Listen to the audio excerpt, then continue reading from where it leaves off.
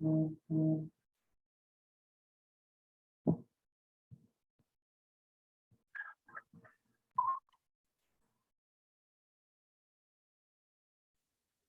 días, profesor. Buenos días.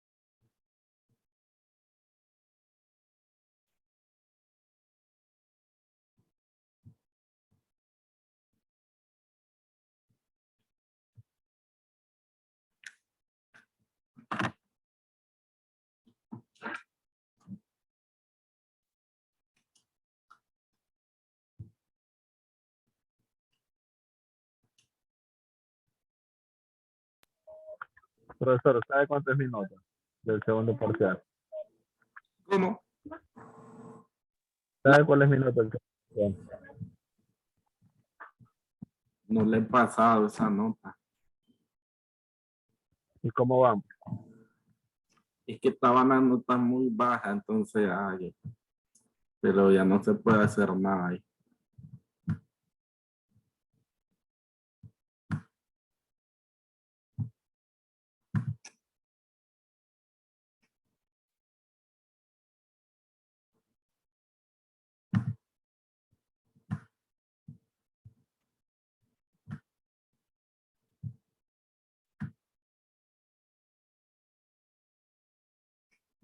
$70 me sale. Ay, tenemos que hacerlo así en el tercer parcial. Y el primero 66. Sí, y después 70. ¿Qué está haciendo? Es en el último. Así sería, levantarlos con todo. Sí. ¿Qué está haciendo, profe? Me estaba preguntando la nota, Moisés, como no le he pasado hasta hoy, la voy a pasar. ¿Cuánto tengo yo?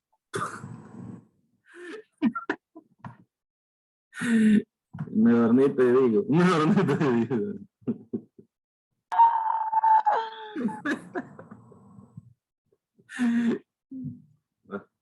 Ay Dios, y por eso es que no la había querido pasar. Ay, no quiero verla, no quiero verla. Estamos un desastre. Otra vez. Bueno, ya salgo de auditoría, ahora van con una nueva profesora. Ay, no. Ni me diga eso. Esa mujer ya se agarró conmigo, esa tal Saraí. Y esa otra lista, ay, no. Solo recordar esa finanza. No, Dios mío. La mujer es loca. Es que ella es así, ella, no sé, no puedo opinar, pero sí hay que seguirle la idea, la corriente, como decimos.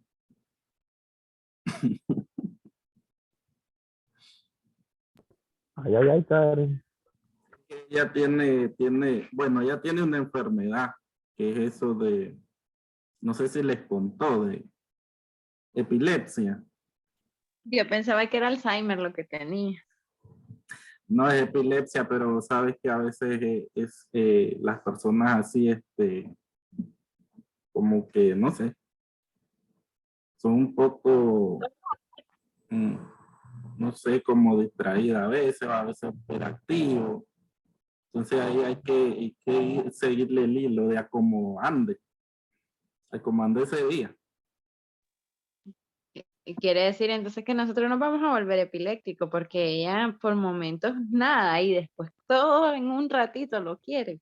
Es cierto. Profesora, una consulta. ¿Usted es parte del jurado cuando van a hacer examen de grado?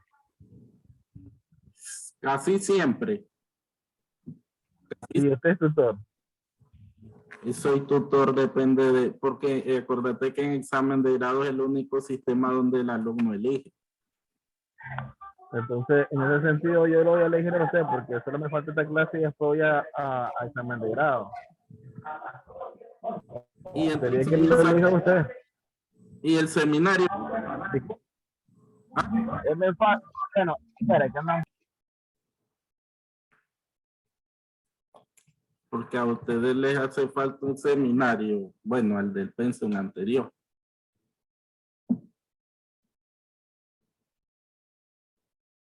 Le voy a dar clase a la Laura, Karen. Muerta esa mujer, muerta. No sé, ahí me sale el grupo de administración, falta una contabilidad gerencial en 5º año. Ay, ay, ay, con lo que le encanta a ella. Entonces ahí lo voy a volver a ver ya al final. Hace rato yo hice todo, pero no. Ah, ya hiciste el seminario, me dice. Yo no hice el trámite. Hice todo. Lo que me faltó fuera solo pues, me aplicaron el reglamento, que por eso usted tiene esta clase. Ah, ya. Entonces yo iba. Está igualito a Kenny. Sí, en la misma línea, pero yo salí Pues así. sí. Ustedes ya pueden optar a monografía o. Ah, también va a estar Ese lo fue. Va a estar el curso en abril. Sí, en abril. Sí, en abril inicia el curso de titulación. Ahí pueden entrar también si quieren. Entonces, si lo pido de tutor. Profe, ¿cuánto vale ese curso, profe? El curso vale $450. Lo que es más barato por $50 la monografía, que vale 400. Y después el examen y el curso valen 450. ¿Qué es más fácil?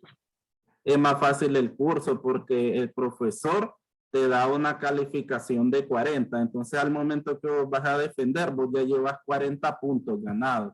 Y te vas a jugar 60 puntos en la defensa del curso ante el jurado.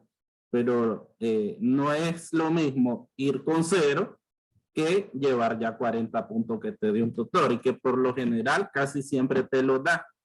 Solo que vos seas como muy, que no llegué o algo así, es que digamos que te quita algunos puntitos. Como yo, ¿verdad? Esos 40 vos te los jugás y ya los llevas seguro. Bueno, yo que hice eso, yo llevaba seguro mis 40 puntos. Ya después me jugué por los 40 en la defensa. 450. Yo hice curso de titulación lo más fácil. Yo siempre lo reconozco. Tampoco voy a andar diciendo algo que no hice. La sinceridad ante todo. Le va a meter la fatiga, profesor.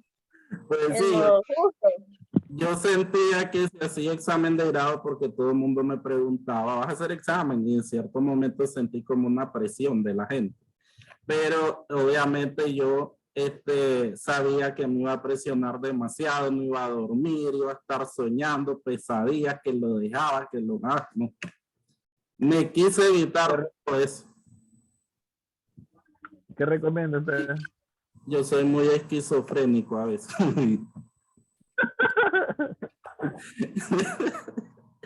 Sí, no, eso a mí me iba... personas que podemos tener como referencia era la anterior profesora de contabilidad que se llamaba Hazel Toledo. Ella sí hizo con una nota excelente examen de grado en nuestra rama. Y podemos tener como referencia a alguien en la universidad con examen de grado excelente, que es la profesora Marta García, que yo creo que obtuvo 100 puntos. Obviamente ya no es de nuestras carreras, pero en nuestra carrera así como la máxima es la profesora. Y el año pasado que yo tutorié a una alumna del dominical que obtuvo 98 puntos y por eso ella obtuvo el Magna Cum Laude, que es el, digamos que es el reconocimiento más grande que un alumno puede obtener de una universidad. Entonces ella lo obtuvo, pero obviamente le costó muchísimo. No fue nada. Para obtener eso se tiene que sacar 98 en el examen. Ah, pues no, mejor no. Y obviamente también tu promedio va ahí tomado en cuenta, tu promedio total de todos tus años, más tu no ser el mejor. Ella fue la mejor en todas las defensas, porque por ejemplo, en la monografía que yo fui tutor también, entonces los muchachos obtuvieron 97, un punto menos. Por un punto menos se quedaron ahí. Digamos. Podrá tener ese reconocimiento, profe, pero eso no indica que sea la mejor en términos profesionales. Indivisible. Ese veneno de Niurka. Es que la verdad, hay gente que solo 100 lleva. Pero si te pones a comparar conocimientos, pero no son los mejores. Le ganó a los otros chavalos del regular porque ella ya trabajaba en contabilidad como auxiliar, digamos. Pero para mí que por eso le ganó a los chavalos del regular que nunca han trabajado, porque ella tenía más base para contestar preguntas del jurado. Podría decir un ejemplo de lo que ella hacía en su trabajo, qué sé yo. Ella tenía ciertas ventajas sobre los demás. Para mí, pues, para mí ella tenía ciertas ventajitas que las aprovechó. Así que ¿quién irá a ser el nuevo Magna Cum Laude? Yo. Oh. Hola, Karen. La Karen, profe. Ay, Karen. Que me lo regalen, sí, porque yo no voy a andar ahí quemándome. Con 2 bendy no es para que vaya al 5 a parar ahí arrancándome los pelos, toda loca yo. Vamos a ver quién sale este año. Hay buenas. Para que le podía hacer huevo Uno en por la carrera, Gabriela. profe. ¿Quién? Es que si uno por carrera. Sí, La Gabriela. La Gabriela. La Montana. Es que no, es el mejor alumno de toda la universidad. Lo que pasa es que antes se daba, este año se hicieron 2, porque acordate que las graduaciones las hicieron aparte. Una fue para todas las carreras económicas y otra para medicina con veterinaria y esas otras enfermería. Entonces dieron un magna en cada una de las 2 graduaciones. A veces cuando es todas las carreras en una sola graduación, solo dan uno. Solo el mejor de... Lo van a dar a Omar entonces, pues, en el año que nos toque. Tal vez dividida por esto de la pandemia, que hicieron dos graduaciones, dos días diferentes. Profe, ¿cuántos invitados se pueden llevar a una promoción? 2. Voy a llevar un bus.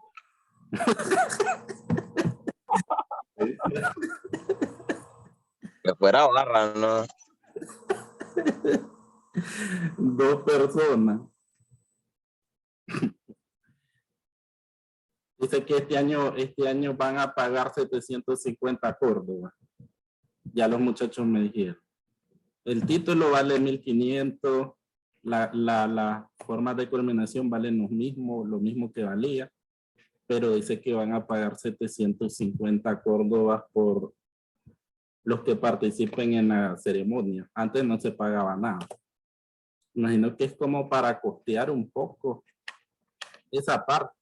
Irle dando nuca al alumno. Como ya no va a pagar, ya no vale $300 el título, me imagino que ahí iba costeado eso.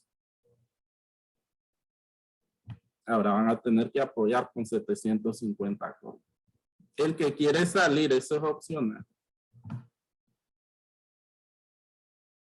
¿En qué se va a apoyar, profe?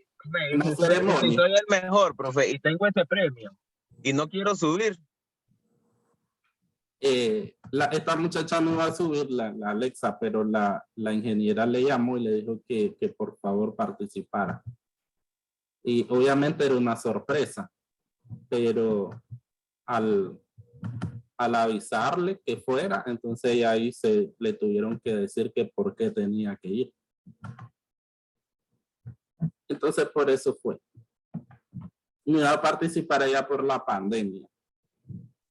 Me voy a poner Batman, profe, para llevarme este premio y por lo menos llevarme algo de consuelo de tantos reales. Voy a poner Batman. Vamos a iniciar. Estamos en la parte final. El examen va a venir sobre esta parte final. ¿Se acuerdan que estaba anteriormente lo que eran los pasivos contingentes, los compromisos? Ver cuando una empresa se puede contabilizar un ajuste por creación de pasivos contingentes, y nos hablaba sobre la parte legal de las empresas. Entonces, siempre hay temas legales en una compañía. Entonces, esa compañía nos decía que podía estar en manos de un abogado independiente o contratar una firma de abogados. En el caso que les explicaba de experiencia propia, yo que trabajé en una firma de abogados, entonces nosotros a nuestros clientes le llevábamos toda la parte que tenía que ver con juicios laborales mayormente, porque siempre hay alguna persona que te demande, sobre todo en las empresas que tienen muchos trabajadores, cancelaciones de contrato, toda esa parte legal, algunas con demandas, algunas con juicios penales. Por ejemplo, un trabajador que robó dentro de la compañía, habían como 2 casos, entonces ahí había ya una denuncia policial. Todo ese tipo de información, entonces, que se genera en la parte legal, se debe de informar a los auditores, y los auditores van a buscar esa información. Nos decía, primeramente con el administrador, el gerente general, porque si es el administrador, entonces va a tener toda esa información de la empresa. Si él es el que está gerenciando, entonces debe de saber cuántos juicios tiene la empresa pendiente. Y toda esa parte. También nos hablaba sobre los compromisos. Los compromisos son aquellos que se van a generar por un evento futuro, por ejemplo, una compra a futuro o una venta a futuro. Entonces, toda esa información que vos necesitas ya en la parte final, antes de cerrar la auditoría, la vas a buscar primero con la administración y después con el abogado o los abogados que manejan la parte legal de la compañía. Aquí el auditor va a mandar una carta haciendo la consulta o la solicitud de la información al abogado o a la firma. Entonces, por eso es que yo les decía, en la firma nosotros recibíamos las solicitudes de las firmas como KPMG, Baker Tilly, Narciso y Rodríguez, todas ellas. Entonces nos mandaban a nosotros esa solicitud de información. Entonces después ya venía mi jefa y mandaba la respuesta por escrito de toda la información legal que tenía esa empresa. Entonces ya con esa información el auditor va a ver qué información te puede llevar a tener un ajuste por un pasivo contingente.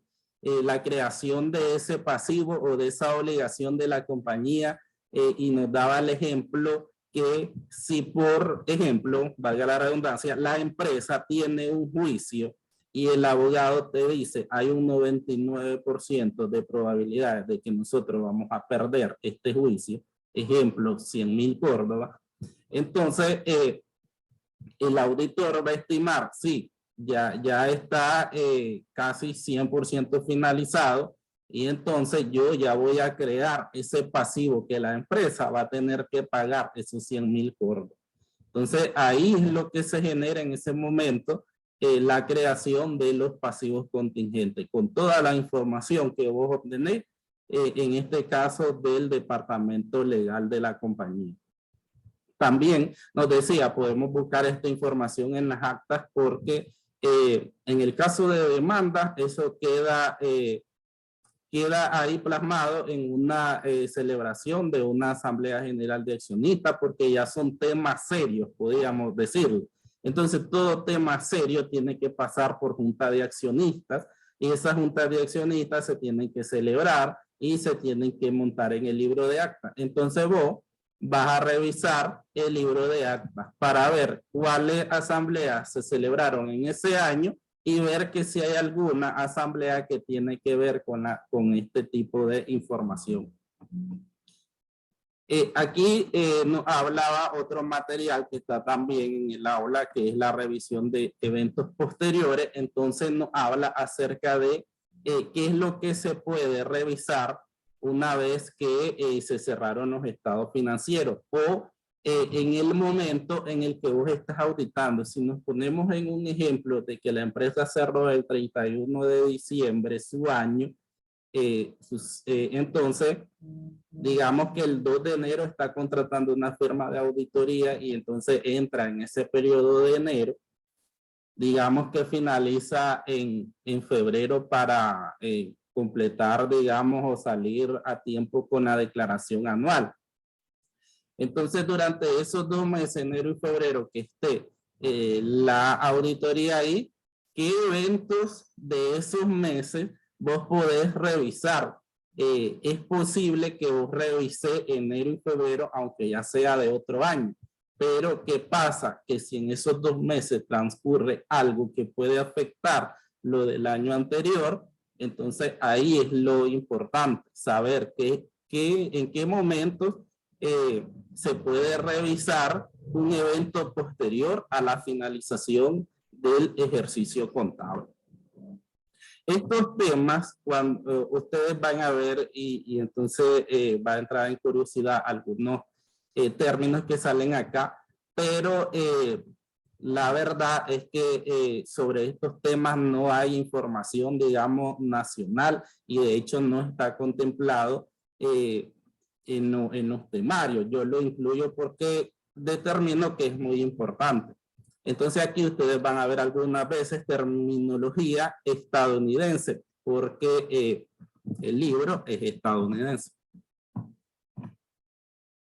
La responsabilidad del auditor de revisar los eventos posteriores por lo general está limitada a un periodo que comienza con la fecha del balance y termina con la del dictamen del auditor. Aquí vamos a ver una figura que está al final que nos habla sobre eso. Hay 2 tipos de eventos posteriores.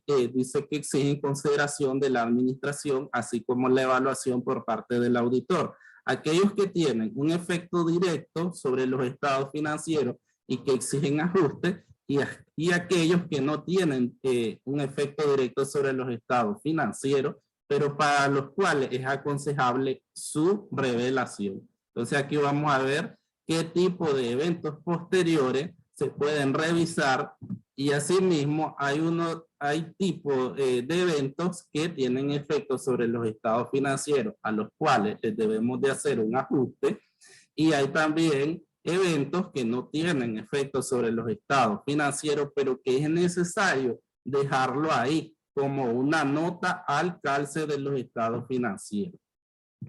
Primeramente nos dice aquellos eventos que tienen un efecto directo sobre los estados financieros y que exigen un ajuste. Por ejemplo, declaración de quiebra de un cliente que tiene un saldo pendiente en cuentas por cobrar a causa de una condición financiera en deterioro. Entonces, dentro de esos 2 meses, por ejemplo, vos te das cuenta o tenés información de que un cliente quebró y ese saldo se vuelve incobrable. Entonces, aquí dice, es necesario hacer un ajuste. Pero estamos hablando de eventos posteriores. Por ejemplo, en este caso les puse el ejemplo que enero, febrero es el tiempo que vos estás auditando. Todavía estás ahí dentro de la empresa.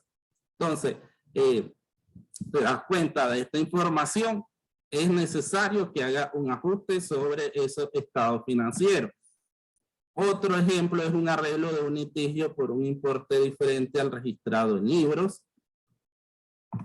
Venta de equipo que no se esté utilizando en las operaciones a un precio por debajo del valor actual en libro, y venta de inversiones a un precio por debajo de su costo registrado. Entonces, todo esto, ejemplos, situaciones, se necesita incluir un ajuste en los estados financieros. Después nos habla sobre aquellos que no tienen efecto directo en los estados financieros, pero se aconseja su revelación. Los eventos posteriores proporcionan evidencia de las condiciones que no existían en la fecha del balance, pero que tienen tanta importancia que exige su revelación a pesar de que no requiere ajuste. Lo más común es que estos casos se revelen de forma adecuada mediante notas al pie del estado financiero. Aquí podemos ver situaciones que nos indican estos casos. Disminución en el valor de mercado del valor de las acciones, emisión de bonos o valores de capital, declinación en el valor del inventario como consecuencia de una acción gubernamental que prohíba ventas adicionales de un producto, pérdida no asegurada de inventarios como resultado de un incendio, una fusión o una adquisición. Entonces, en estos casos, no es necesario hacer un ajuste, pero es necesario revelarlo por medio de una nota, es decir, ahí explicar la situación que pasó. Por ejemplo, nos habla ahí sobre una fusión o una adquisición. Entonces, va a suceder posteriormente va a tener un efecto sobre los estados financieros. Ahorita no, pero es necesario dejar en claro que eso va a ocurrir, por ejemplo, porque ya sabemos que en una fusión sería el caso de unir los estados financieros de una compañía con otra para formar una nueva, o queda el nombre de una de las fusionadas. Entonces, en esos casos es necesario no hacer ningún tipo de ajuste, pero revelarlo dentro de los estados financieros. Las pruebas de auditoría para la revisión de eventos posteriores puede dividirse en dos categorías: procedimientos que se integran normalmente como parte de la verificación de los saldos de cuenta a fin de año, y aquellos procedimientos desarrollados específicamente con el propósito de descubrir eventos o operaciones que deben reconocerse como eventos posteriores. La primera categoría incluye pruebas de corte y evaluación efectuadas como parte de pruebas de detalle de saldo. Por ejemplo, se examinan las ventas y operaciones posteriores al periodo para determinar si el corte es preciso. Asimismo, también se desarrollan muchas pruebas de evaluación que involucran eventos posteriores como parte de la verificación de saldos de cuenta. Como ejemplo, es común comprobar la factibilidad de la cobranza de cuentas por cobrar al revisar las entradas de efectivo del periodo posterior. También es un procedimiento normal comparar el precio de compra de inventario del periodo posterior con el costo registrado como prueba de costo mínimo o evaluación en el mercado.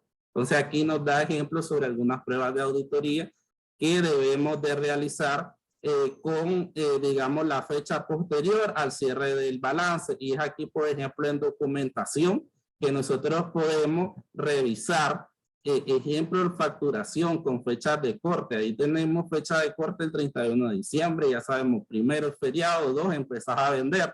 Entonces ahí, con numeración, podemos constatar cuál fue la última del año anterior, cuál es la primera, y no se puede correr, no se puede perder ninguna numeración.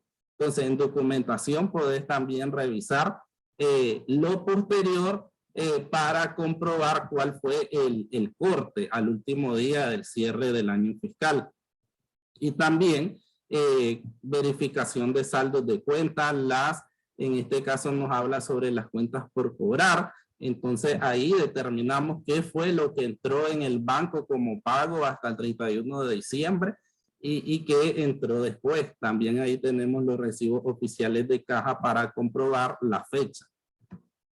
La segunda categoría de pruebas se desarrolla específicamente para obtener información e incorporarla a los saldos de cuenta o notas al pie en las cuentas del año en curso. Entonces ahí siempre tenemos los interrogatorios a la administración Entonces, como auditores siempre tiene que haber una comunicación eficiente con la administración, porque digamos que cualquier información que vos necesites, lo primero que tenés que concurrir es a la administración.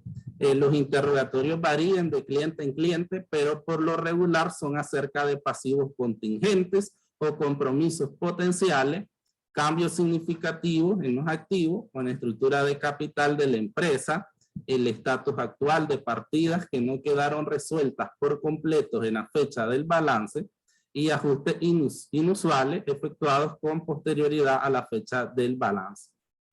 Entonces ahí debe de hacerse todos los interrogatorios que sean necesarios para descubrir todo lo que tiene que ver con los pasivos contingentes, que ya hablábamos sobre la parte legal, hablábamos sobre los compromisos potenciales, algún contrato de venta futura o de compra futura que tenga la empresa. Entonces en esos momentos es necesario ver si esa información te va a dar como resultado la creación de un pasivo contingente o simplemente vos la vas a esa información a anotar como una nota al pie de los estados financieros.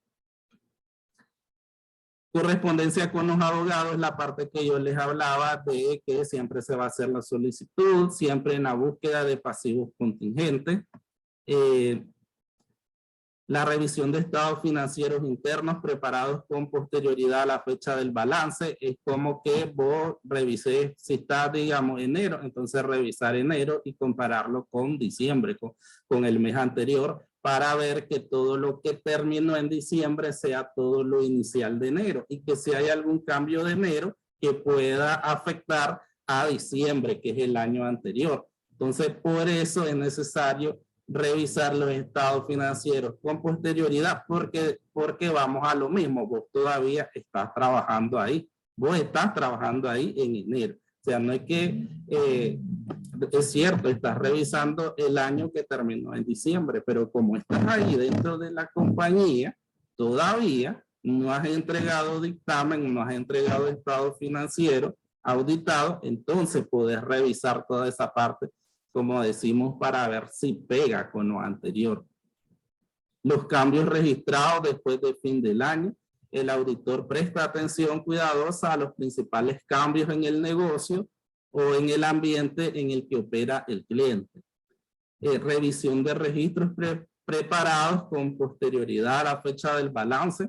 Se revisan los diarios y mayores para determinar la existencia y naturaleza de las operaciones significativas relacionadas con el año en curso. Si los diarios no se han mantenido actualizados, se revisarán los documentos que se relacionan con los mismos. Entonces, igual, hay que revisar siempre los actuales en el momento que estás trabajando para ver si tienen una relación con los estados financieros pasados. Examinar las minutas emitidas con posterioridad. Aquí nos habla sobre las actas de junta directiva o las asambleas generales de accionistas, y es lo que les decía, de ver también si hay una reunión en el año nuevo que pueda afectar los estados financieros. Ya les decía que podemos revisar todas las asambleas del año que estamos revisando para ver si hay información que nos lleve a la creación de pasivos contingentes o compromisos. Pero también aquí nos dice que debemos de revisar esas minutas posteriores a la fecha del balance para ver si hay un evento importante que afecte en los estados financieros. Obtener una carta de declaraciones, aquí nos lleva como, digamos, una recomendación es que toda la información que pedimos a la administración o la gerencia, que sea mejor de forma. Entonces ahí, como un soporte de tu auditoría, entonces esa parte de interrogatorio es mejor que las respuestas queden por escrito o vos transcribirla y después que te firme el administrador. Las cartas de declaraciones escritas por el cliente el auditor formaliza las declaraciones que el cliente ha hecho acerca de diferentes asuntos en el curso de la auditoría, incluyendo pláticas acerca de eventos posteriores. O sea, todo es mejor dejarlo por. Y en el caso de la fecha doble es donde nos hablaba al principio sobre una gráfica y nos decía cómo transcurre el tiempo en que, por ejemplo, iniciaste la auditoría, vos tenés una fecha, eso lo veíamos también en el contrato, vos dabas una fecha de entrega de la documentación o del informe y la finalización de la auditoría. Aquí nos habla sobre fecha doble y nos dice que en ocasiones el auditor determina que un evento importante posterior ocurrió después de terminado el trabajo de campo, pero antes de la emisión del dictamen de auditoría. Por lo general, la fuente de dicha información es la administración o la prensa. Y aquí vamos a ver el periodo cubierto por la revisión de eventos posteriores y nos habla que si la fecha del balance es el 31 de diciembre de un año X, la fecha del dictamen de auditoría es el 11 de marzo y la fecha de presentación de los estados financieros del cliente es el 26 de marzo. Entonces aquí nos dice que el periodo a revisar para eventos posteriores va a ser de la fecha del balance final del cliente, el 31 de diciembre, a la fecha del dictamen de auditoría, que sería el 11 de marzo. Y el periodo para procesar los estados financieros va a ser del 11 de marzo al 26 de marzo. Entonces aquí el periodo para revisar todos esos eventos posteriores fue del 31 de diciembre al 11 de marzo. O sea, de la fecha del cierre a la fecha del dictamen de auditoría. Entonces nos dice claramente el auditor es responsable de la revisión de eventos posteriores que van a ocurrir entre el 31 de diciembre y el 11 de marzo, pero no después de la fecha del dictamen. La mayoría de los procedimientos de auditoría de eventos posteriores se realizan cerca de la fecha del dictamen de auditoría, es decir, es como dejar pasar, no hacerlo en enero, sino ya cerca de finalizar la auditoría para tener toda la información, porque de un día a otro puede cambiar todo en una compañía. Entonces, dejar esta revisión de eventos posteriores unos días antes de la fecha del dictamen para revisar eso puede ser esos 2 meses, como están aquí, 2 meses, 11 días. ¿Qué pasó durante esos 2 meses posteriores a la fecha del balance, pero que vos estás auditando y que esa información pueda afectar los estados financieros de la compañía? Entonces, tu responsabilidad va de la fecha del balance a la fecha del dictamen. Obviamente, dentro del dictamen de auditoría es cuando nosotros vamos a emitir la opinión acerca de la razonabilidad de la información financiera. Y ahí podemos decir si tiene una opinión positiva, una negativa, una abstención de opinión o una opinión con salvedades, que va a ser el último tema que vamos a estudiar. Que me imagino que ustedes ya lo saben un poco por NIA, pero va dentro de los temas de auditoría, al final la elaboración del dictamen y los diferentes tipos de opiniones que puede expresar el auditor de acuerdo a todo lo que hizo, a toda la información que logró proporcionar la empresa, que lo obtuvo y la revisó y la examinó. Entonces, por eso es que decimos que el auditor, al final, que ya estamos entrando en la parte final, tiene que ser todita las pruebas de control, pruebas sustantivas, pruebas de detalle de saldo, en la planeación correcta, porque eso le va a determinar a él tener toda la información a mano y poder decir, si vos tenés una opinión positiva, todo está bien. Pero vos tenés la base del auditor o las pruebas del auditor que determina que trabajó o no trabajó, son sus papeles de trabajo. Por eso los papeles de trabajo, si nos acordamos en auditoría 1, empiezan con las marcas de auditoría.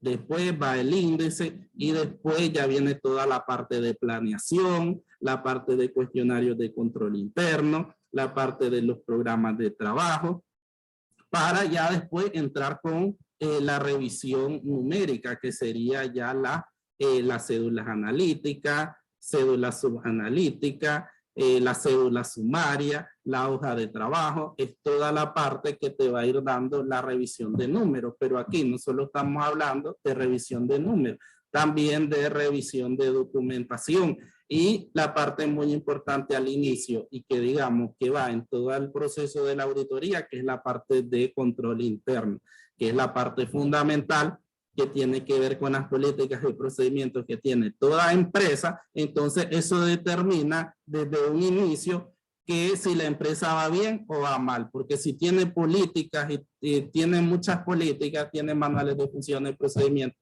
entonces la empresa antes de que vos revises ya te da confianza de que los procesos están bien encaminados. En cambio, si no tiene nada de eso, no tiene un ambiente de control, entonces vos ya determinás sin meterte a números, vos ya sabes que ahí puedes encontrar cualquier error, cualquier debilidad dentro de la compañía. Entonces, fundamental el control interno y después la parte de números, donde aplicamos todas las pruebas de auditoría, los arqueos, las conciliaciones, las confirmaciones, las tomas físicas, toda esa parte que es la que te proporciona que si va a haber ajustes o no en los números, en los saldos, y ya después que vos haces todo eso, entonces ya tenés la confianza. Vos decís, yo hice toditas las pruebas de auditoría necesarias en esta empresa, entonces en este momento yo ya puedo dar un dictamen.